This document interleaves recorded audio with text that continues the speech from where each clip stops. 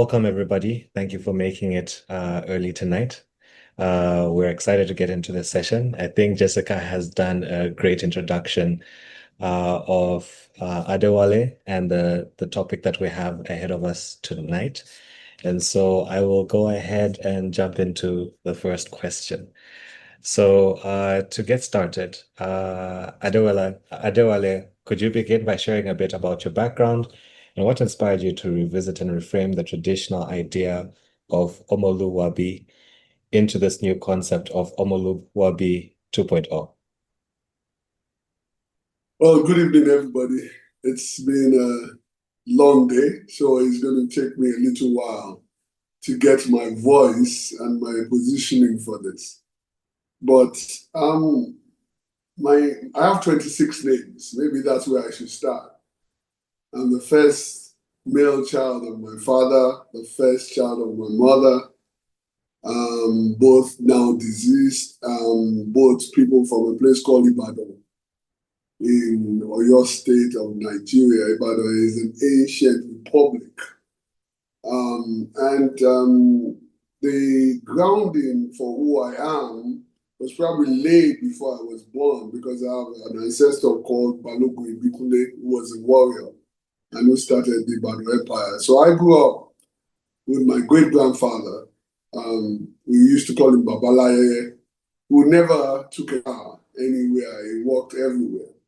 And he used to tell stories of the greatness of his own ancestors.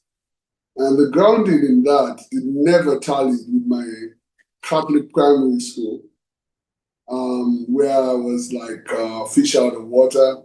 I never blended with my exposure to education. I became a lawyer.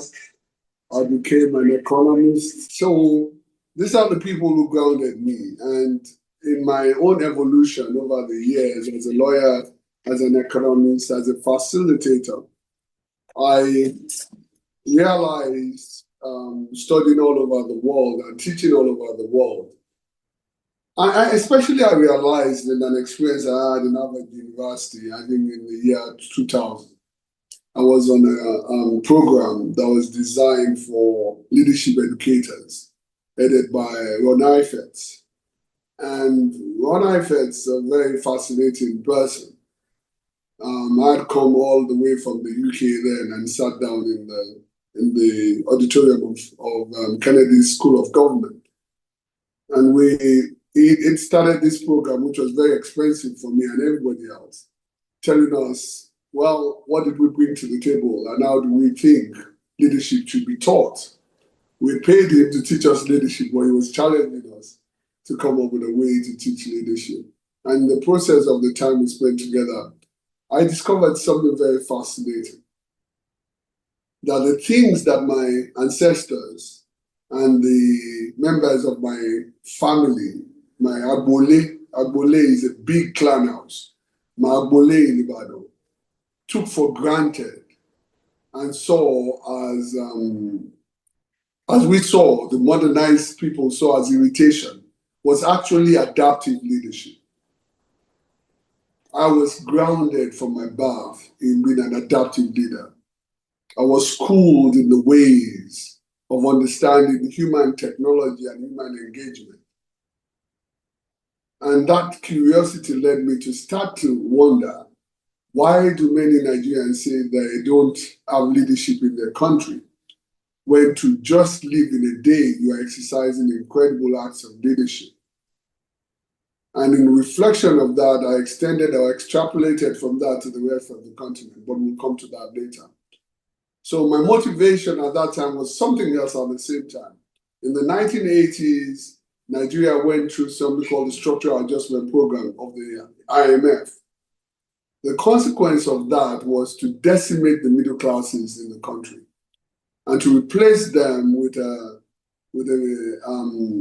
class of people that we are today, who saw the only source of wealth to be material, cash, and material things. And I come from a people who have about 20 different definitions of wealth, not just cash. And then the third dimension of it was that Africa is projected to be the home of all young people in the world over the next few years. Nigeria, average age of Nigerians is 17. And so the concern was that as this generation was growing up, whose values was material things and cash, we were going to evolve a generation of locusts and crickets who would devour themselves in the pursuit of material well-being. So this was the inspiration for Omoluabi 2.0. Then in 2012, well, it started in 2006 and ended in 2012. I hope that's helpful.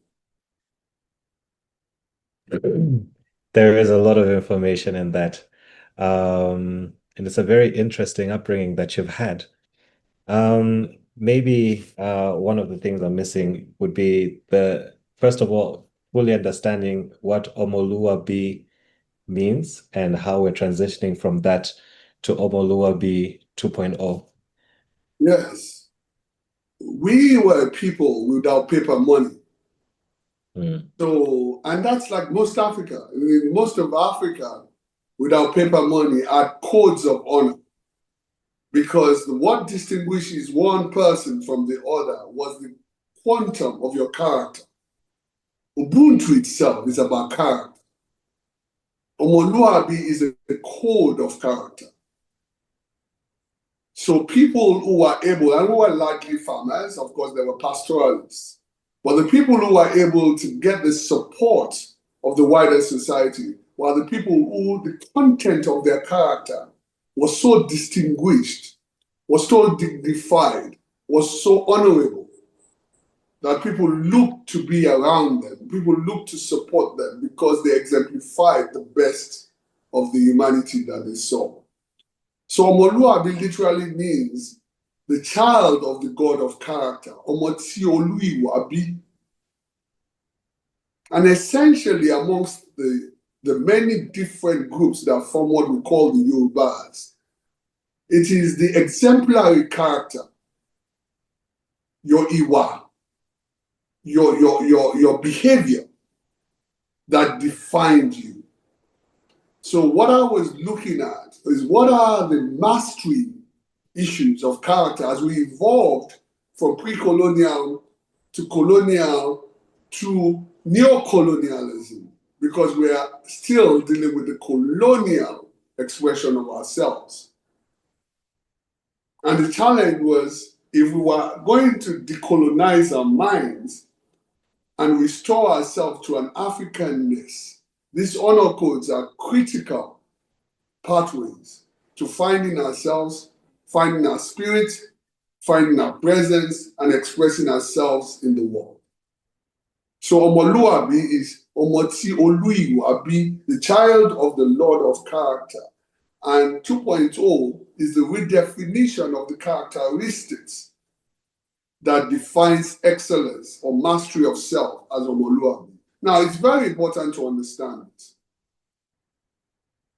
that for most of us Africans, but don't let me generalize, especially the Yoruba, you are not here for yourself alone. Your existence is a contract between your ancestors, yourself, and your posterity. So you are in a continuum of being. And so what I was looking for is what exemplifies that continuity. What is that eternal self, eternal characteristics that drives you to excellence in leadership and that exemplifies your capacity to transform your society. So Omoluabi 2.0 was modernized version. The challenge is and was that for the Yorubas, words are extremely meaningful. And each word we utter has 3 dimensions to it. There's what we call Asha, which is regular usage. There's what we call Imo-Ijinle, which is deep intellectual knowledge. And there's what we call Awo, which is mysticism. Each word has those 3 dimensions depending on how you use it in context. My work is residing between Asha and Imoijile. I do not offer anything to do with the Awo aspect. That is very interesting. I like the child of the god of character. I don't think I've ever come across any culture that specifically has a god of character in that same sense. And so that is a very fascinating concept. But I think a big part of Ubuntu is based on character, the way that you think about seeing the people that are around you and looking for solutions that are not just going to be self-serving, but like you said, working to elevate the entire community that is around us. So I think that is a very fascinating mentality that is coming from Yoruba. Um, Now you have spoken, you have laid the landscape for us. Maybe you could give us a few of the elements of Omoluabi 2.0 that, first of all, like you said, everything that you've spoken about is deeply rooted in Yoruba culture. But what is the elevation of this? What does this look like from your perspective? Well, it'll be wrong for me to say this is exclusively a Yoruba expression. If you go across Nigeria, you'll find different versions of what I'm speaking to. So if you're thinking about South people, they'll talk about Mutunchi, my Mutunchi. You know, in fact, there's an ethnic group called Ebira, which really literally means Omoluabi. You know, so it's not an exclusively Yoruba notion. Branded, yes, you could make it a Yoruba thing, but this Yoruba concept is also a very complex thing because out of many people, the Yoruba people are formed. So it's not one single people. We are many, many dimensions of the same people. And the mythology of the Yoruba people has a very long arc, that spoke to what I was writing. So you can go to the notion of Obatala, which is one of the oldest names of Yoruba origin, which precedes the mythological birth of the Yoruba around the person called Odudua. These are very important because those are foundations of the different dimensions I'm going to be talking about. And so in framing Omoluabi, I have to chart my way through the discourse of what is distinctive now, what can work right now in the 21st century, what can elevate the conversation of Nigerians, because I needed to be humble enough to locate myself within the country of Nigeria, which is a very kind of unique creation of the British, but a natural creation of our geography, because those people have traded, married, and fought each other for generations. So there's nothing that binds them together less, including colonialism, does not take away from their interdependence on each other. So I am a nationalist and I'm a Pan-Africanist. So I don't want you to think that I'm here proposing an ethnic exclusivity of excellence or intelligence. That is not my intention at all. In the course of this work, there are 7 dimensions of mastery, of transformation that I try to speak to. But before settling into those 7 dimensions, I needed to also look at what is common across the continent. What do we share in common? And one of the things that I'm not the only one that's discovered this, but I spoke to in the book, is the issue of our commitment to fractals, fractal designs, fractal architecture, fractal expressions. fractal engagement even in our mysticism. So when we look at our skin and we look at the pigmentation of our skin, what often shows are different kinds of expressions that are fractal. The easiest way to look at it is look at the body of an hyena or the body of a leopard especially. What patterns you see on leopards are fractals. There are circles and motifs within motifs. And no matter how much you expand them, they do not collapse. And what I realized was the universe is fractal. And if you look at an African homestead, the design of it, even though circular, is always fractal. So the power of fractals is what drove me to 7 key elements that can be repositioned in relation to each other, not in the order of hierarchy. They have no hierarchy, and they don't have any beginning, neither do they have an end. You can start it from the end, you can start it from the middle, but these are all disciplines and domains that drive leadership and transformation. But for the sake of our conversation, we start with Oju Inu. Oju Inu is the first domain, or the first domain I'm going to be speaking to. So maybe I can hold you there for a moment, Adéwalé. We do have about 10 more minutes left in this discussion. And then we'll be breaking off into smaller groups to just have internal discussions on everything that you discuss, everything that you have brought up.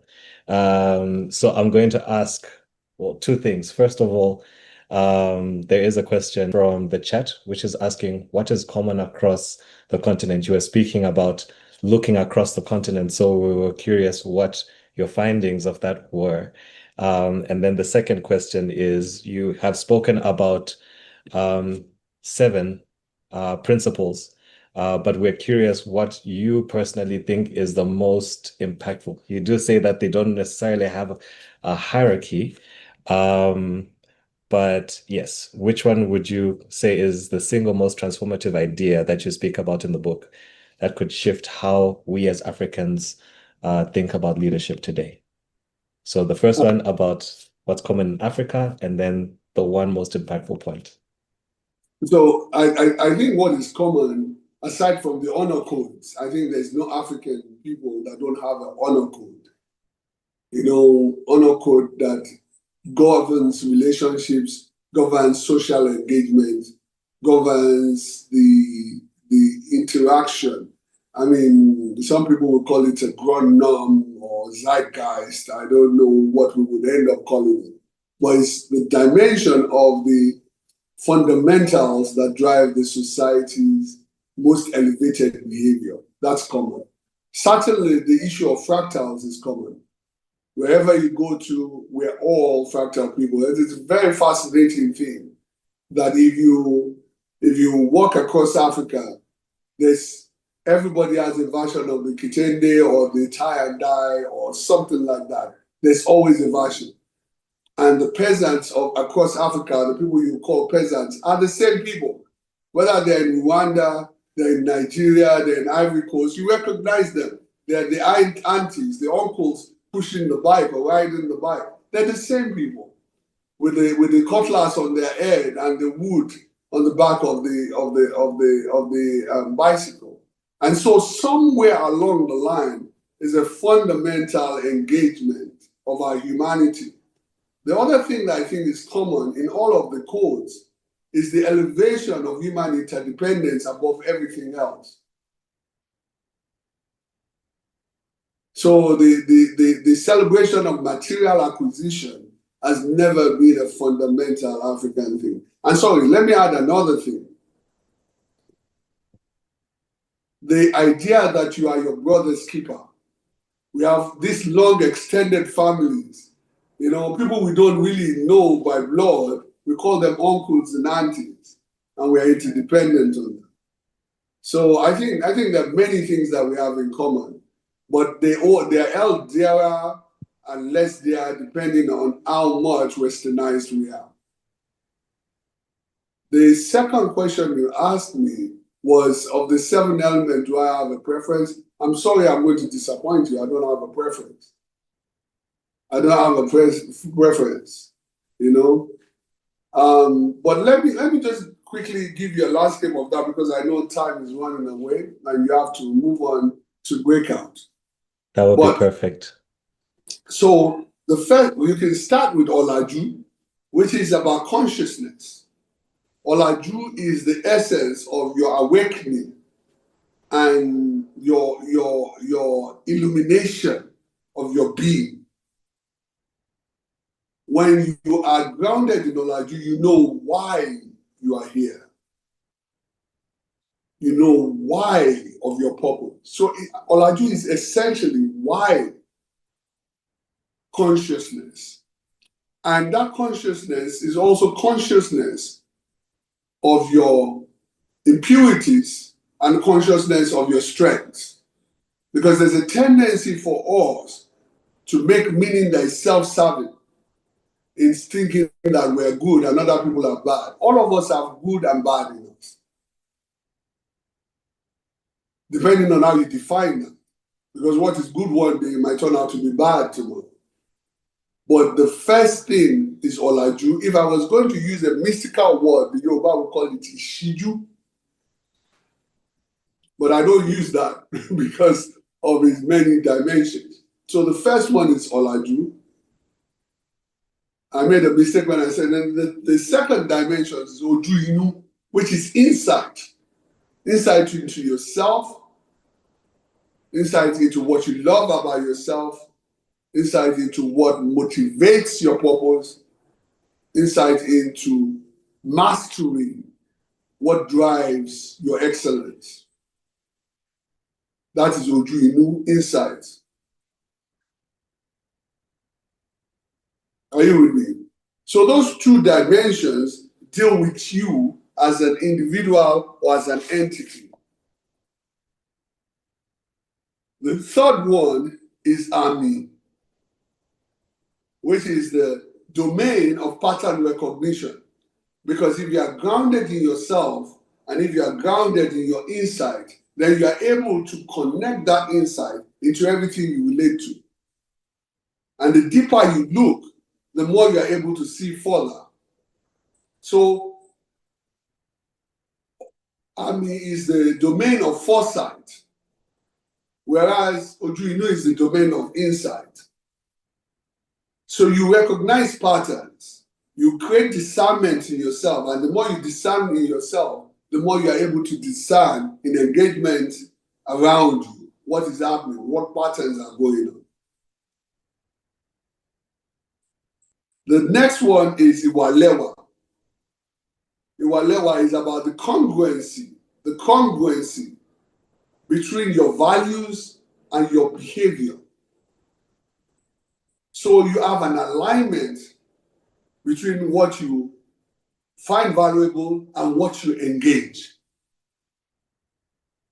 People are deceased when they have something that they find valuable, but they behave in another way. It creates a dissonance.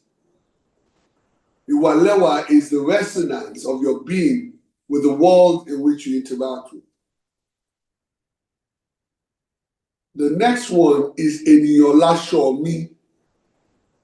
That literally means that human beings are the clothing of my nakedness. That is Ubuntu.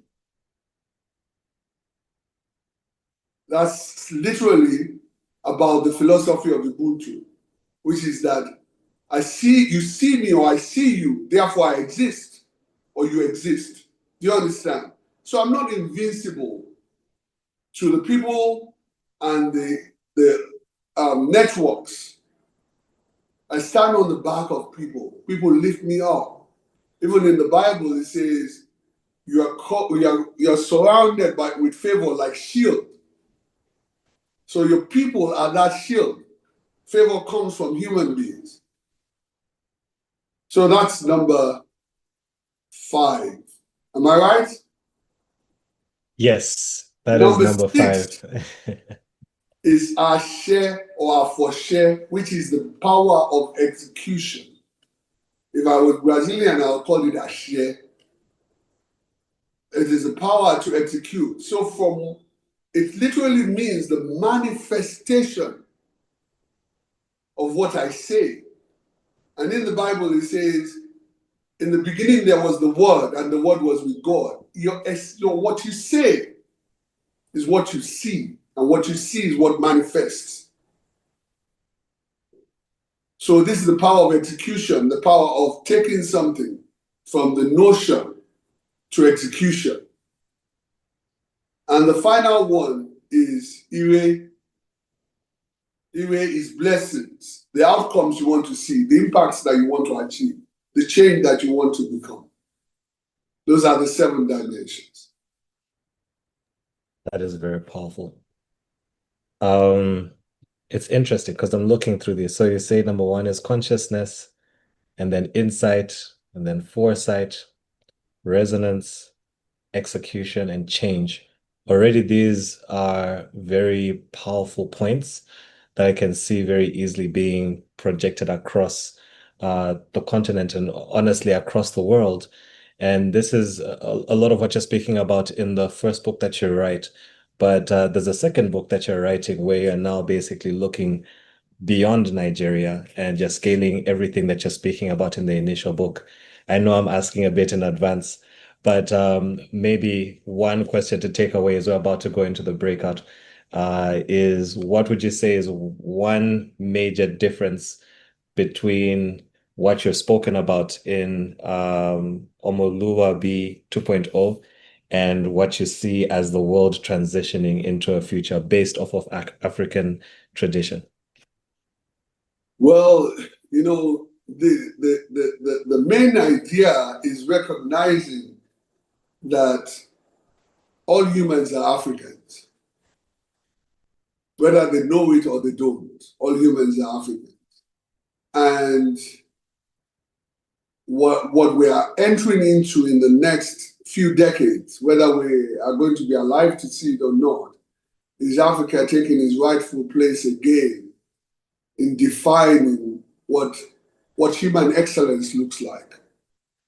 And I say this not in hierarchical sense, but pointing out that what the way westernization as modernization has occurred is being to be extractive and plundering. And when we retain what is essentially African knowledge systems, it is coming back to a place where humanity is about interdependence, not exclusivity. It was not a world of those who have accumulated the most paper we have given value, but a world where we care and exemplify ourselves by uplifting each other. So there's a point I try to make regularly in what I'm writing about how do we lift our boats. There is nothing special about lifting a single boat. So my people have a saying. We say, let me first say it in my language and then I'll interpret it. We say, Olówó kan òtòṣì mẹ́sàn-án, òtòṣì lòun náà. A rich man amongst 9 poor people is also a poor person.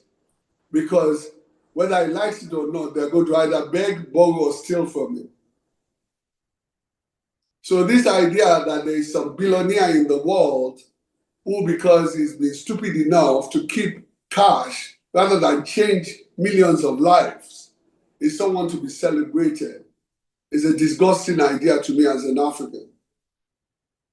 There is nothing special about me having money in the bank and I see a child starving in the street and I don't have the humanity to look after that child. Then what is the essence of that money? And am I going to look after the child in order for the child to be grateful? No, I'm looking after the child because maybe one day my own child or my own grandchild will need something and someone will step up because we're still spirit, not just flesh. So that's one dimension of it. Thank you. Thank you very, very much, Adéwalé. This has all been very, very insightful. for myself, and I believe everybody else who's been participating and listening in.